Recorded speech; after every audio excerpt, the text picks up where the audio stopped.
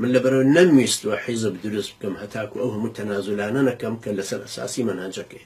من نامەوێت لە دید و تێڕوانینە عەقائیدیەکە تەنازول بکەم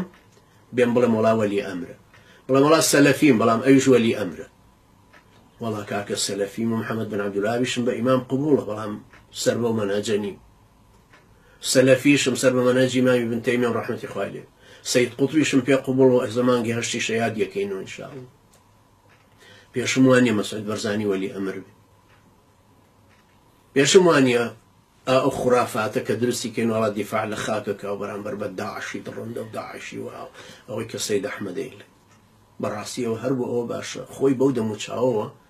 مواجهەی خوای پەروەردگار بکاتەوە سبەینەکە خوای گەورە محاسبەیەکە و بزانم منهەجەکەی منت چەند گۆڕی آخر پێغمبەری خوا عەلەیهی سەڵاتو وسەلام بۆ ئەمسالی ئەوانەیە کە ئەفەرمێ سحقا سحقا نامێ هەر پێیانە پێشەوە بۆ حەوزی کەوسەرەکەی من إنك لا تدري ما أحدثوا من بعدك تو نازانی دوای تۆ چیان داهێنا و چیان دروست کرد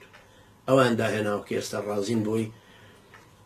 تەرسەقولی دیموکراسی بێنن لەگەڵ ئەم ئیسلام پاکە هەبی گونجێت چۆن نەگونجێت چۆن ئەشێشتی